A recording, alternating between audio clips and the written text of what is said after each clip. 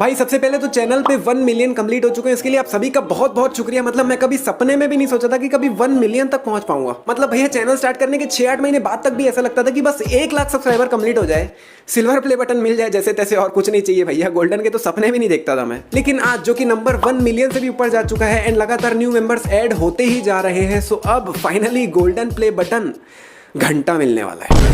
मतलब आपको याद ही होगा कुछ समय पहले चैनल पे एक स्ट्राइक आई थी सेलोमोन भोई की कृपा से। और अगर आपको नहीं पता तो मैं आपको बता दूं कि अगर आपके चैनल पे एक भी स्ट्राइक है तो YouTube आपको अवार्ड नहीं देता है जब तक स्ट्राइक 0 नहीं हो जाते। मतलब जिस दिन चैनल पे 1 मिलियन कंप्लीट हुए हैं, लिटरली उसके 2 दिन पहले स्ट्राइक आया है मेरे को। मतलब इतनी घटिया किस्मत हो सकती है किसी की।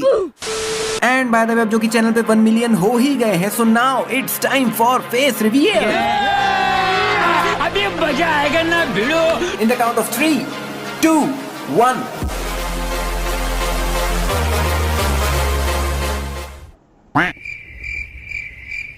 अबे साले बहुत मनुष्य लग रहे हो, मत करो। रहने दो, बहुत बुरे लग रहे हो।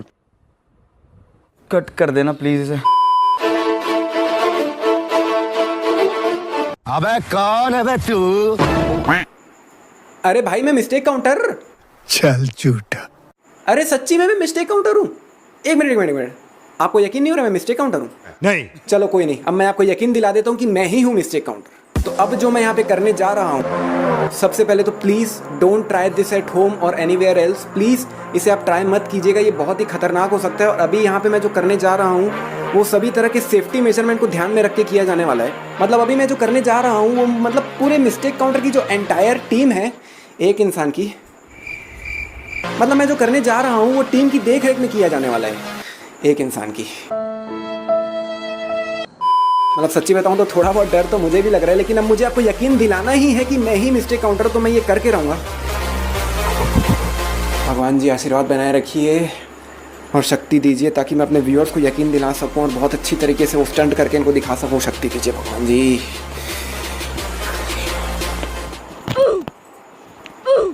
अबे जल्दी बोल, कल सुबह पनवेल निकलना है।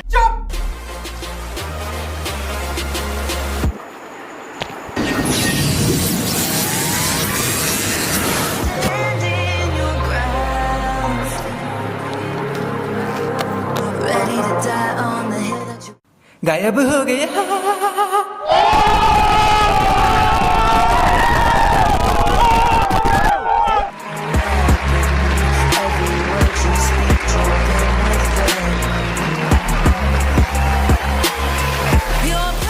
चलो भाई कुछ ज्यादा ही टाइम पास हो गया, अब मेन वीडियो स्टार्ट करते हैं।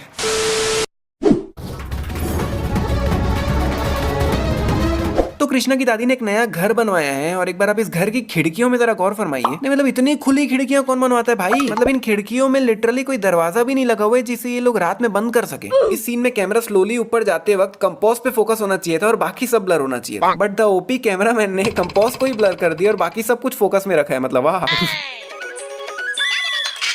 ग्लास दादी, ये चिंटू है ना, ये चिंटू ने ग्लास गिरा दिया। नहीं मतलब ऐसा नहीं बोल सकता था कि दादी वो टेबल में ग्लास रख रहा था, गलती से गिर गया, it's not a big deal, it's just a mistake found by mistake counter. अबे साले अभी ये दोनों यहाँ से नीचे गिर रहे होते हैं और कृष्णा इस टहनी को पकड़ लेता है और इस टहनी के जस्ट नीचे यहाँ पर एक और टहनी लगी हुई है। लेकिन अगले 15 से 20 सेकंड बाद ही जब कृष्णा प्रिया को नीचे फेंक देता है तो भैया नीचे से टहनी गायब हो गई। और कृष्णा जब पहले टहनी से लटका था तब टहनी कुछ ऐसी दिख रही थी, लेकिन 15-20 सेकंड बाद तो भैया टहनी चेंज हो जाती है। अभी प्रिया के जस्ट बगल में ये पीली टी शर्ट आके खड़ी हो जाती है, लेकिन अगले ही पल दूसरे एंगल से देखने पे भैया वहां पर है प्रिया और यहाँ इतनी दूर खड़ी है ये पीली टी शर्ट। अभी प्रिया ने कैमरे को दोनों हाथों से पकड़ रखा है, लेकिन अगले ही पल दूसरे एंगल से देखने पे लेफ्ट हैंड तो है ही नहीं भाई। अभी और सुनिए। और अगले ही पल लेफ्ट हैंड वापस आ गया। यहाँ पर ये दोनों बंद कंप्यूटर्स में कर क्या रहे हैं वो सोच रहा हूँ मैं। और इसकी बॉस का जो लैपटॉप है वो भी बंद है, तो भैया लैपटॉप को खोल के भी क्यों रखे, उसको भी बंद ही कर दो ना।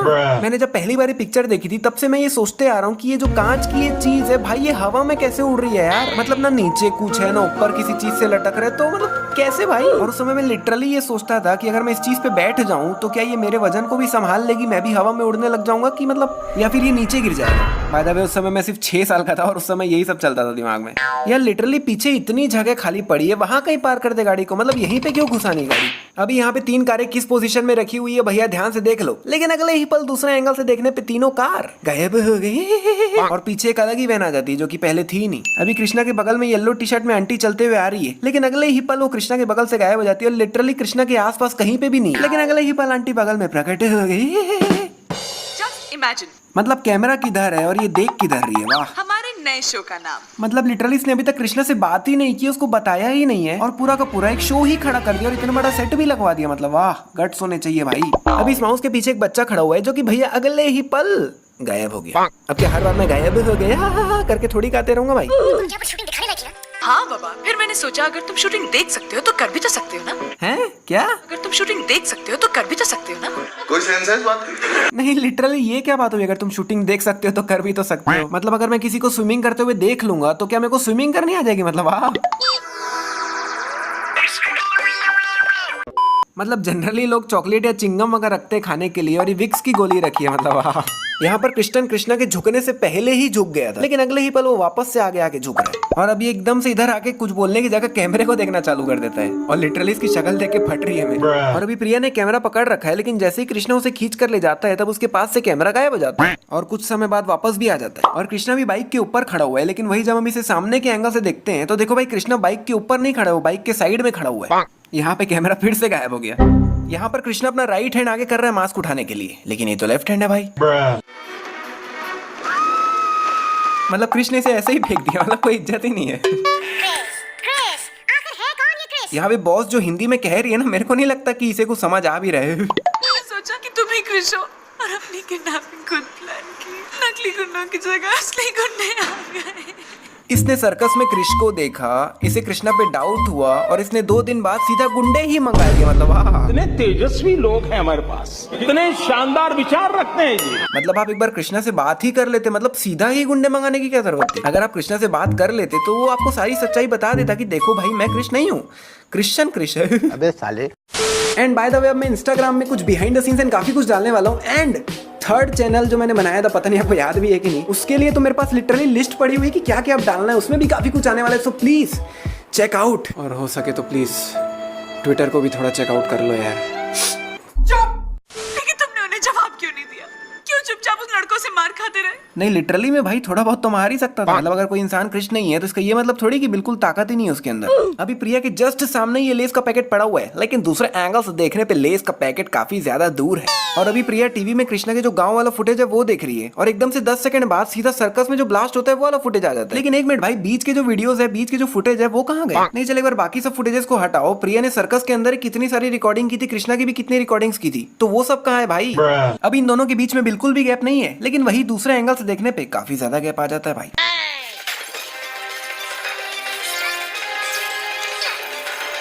नहीं, इसे तोड़ने का क्या मतलब हुआ? ये तो वैसे भी अलग ही पड़ा हुआ था, मशीन से जुड़ा हुआ तो था ही नहीं।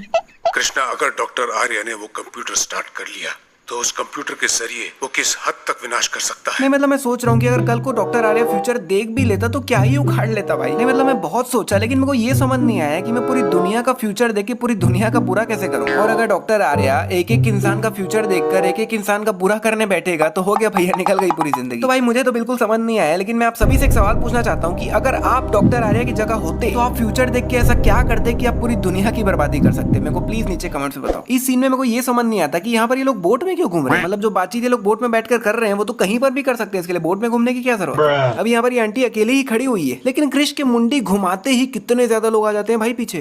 अभी इस वाली रो की कारें पीछे की तरफ आ रही, मतलब अपनी तरफ आ रही है, लेकिन कृष्णा जैसे ही जंप करके नेक्स्ट कार पे पैर रख रहा होता है, जो कारें इस तरफ आ रही थी वो अचानक से सामने की तरफ चल रही है। अगर आप यहाँ पर गौर करोगे ना तो कृष्णा के जंप करने के बाद जो कृष्ण का जो मास्क है ना वो उसके चेहरे से ही उतर जाता है।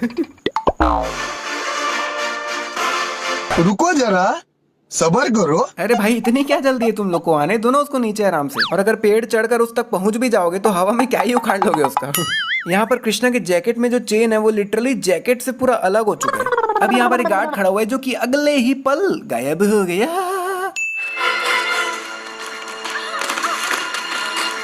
अच्छा चलता हूँ, घंटा मुझे याद रखना। नहीं मतलब क्या यहाँ पे मजाक चल रहा है क्या भाई? मतलब क्या मतलब प्रिया ने इसको हल्का सा धक्का दिया और ये हम तो उड़ गए बोल के निकल गया। वाह।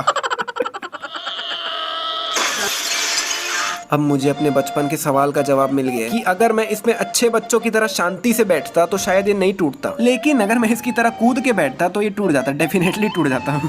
अभी इसकी टी शर्ट में बिल्कुल भी खून नहीं लगा है, लेकिन 5 सेकंड बाद टी शर्ट में काफी ज्यादा खून प्रकट हो गया। तो ये लोग फाइनली रोहित को ले आए हैं इंडिया, लेकिन रोहित का पासपोर्ट कहाँ से लाए भाई? क्योंकि भाई रोहित 20 साल से तो बेहोश पड़ा हुआ था, तो ये तो बिल्कुल पॉसिबल ही नहीं है कि उसको याद होगा कि अब मेरा पासपोर्ट कहाँ रखा है। ये तीनों तो स्पेसशिप को ही देख रहे हैं, लेकिन पता नहीं है प्रिया किधर देख रही है। नहीं, काहे का थैंक यू भाई? नहीं, आप खुद ही सोचो ना, अगर आपको जादू से शक्तियां नहीं मिलती तो आप बड़े होकर सिंगापुर भी नहीं जाते और ये सब कुछ होता ही नहीं, है ना? आप क्रोनोलॉजी समझ लीजिए। तो अब वक्त है सबसे बड़ी मिस्टेक का, जिसमें मैं आपको इन दोनों की सबसे बड़ी मिस्टेक के बारे में बताने वाला हूँ।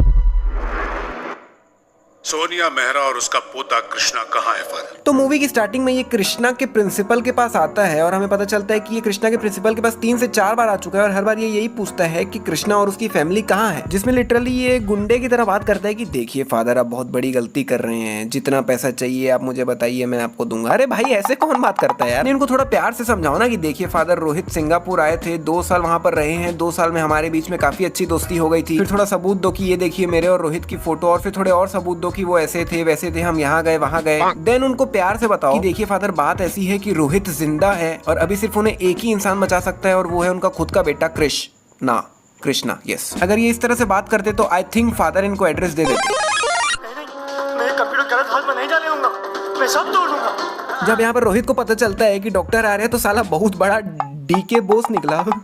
तब वो ये प्लान करता है कि मैं ये कंप्यूटर गलत हाथों में नहीं जाने दूंगा और मैं सब तोड़ दूंगा। बट इससे अच्छा प्लान तो मेरे पास है भाई, और ये प्लान मैंने अभी नहीं सोचा है, बहुत सालों पहले ही ये प्लान मेरे दिमाग में आ गया। मतलब यहाँ पर रोहित सब कुछ तोड़ने की जगह ऐसा करता जिसमें जैसे ही डॉक्टर आर्य ऊपर आते और रोहित से पूछते मशीन के बारे में, तब रोहित कहता कि डॉक्टर आर्य, मैंने अपना पूरा काम तो कर दिया है और मेरे हिसाब से सब काम सही हुआ है, लेकिन मशीन ऑपरेट करने में कुछ दिक्कतें आ रही है, ये आ रही वो आ रही, कुछ भी कह देता। जिसमें ये सब कहने के बाद आखिरी में ये कहता कि डॉक्टर आर्य देखिए, मुझे ऐसा लगता है कि मुझे 1 हफ्ता और लगेगा, मुझे लगता है अंदर कुछ गलतियां हो गई है, मुझे 1 हफ्ता और दीजिए, 1 हफ्ते में मैं आपको कंप्यूटर आपके हाथ में दूं। जिसमें डॉक्टर आर्य के पास भी कोई ऑप्शन नहीं होता और वो खुद ही कह देती कि ठीक है भैया, आप 1 हफ्ता और ले लीजिए, एंड बस हो गया हमारा काम। 1 हफ्ता हमारे पास है तो आप अंदर ही अंदर कंप्यूटर को खराब कर देते, वायरिंग उल्टा सीधा कर देते, अंदर ही अंदर सब चीजों को खराब कर देते और बीच में मौका देखकर भाग जाते। मस्त प्लान है भाई।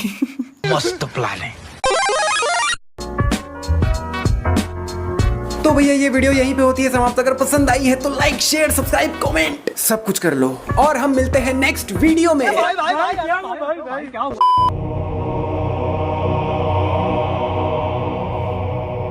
फाइनली वीडियो की शूटिंग कंप्लीट हुई।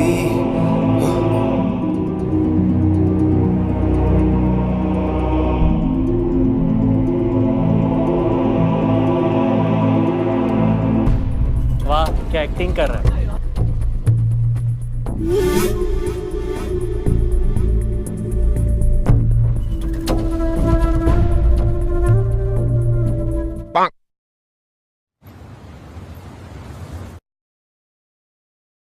हम तो हैं।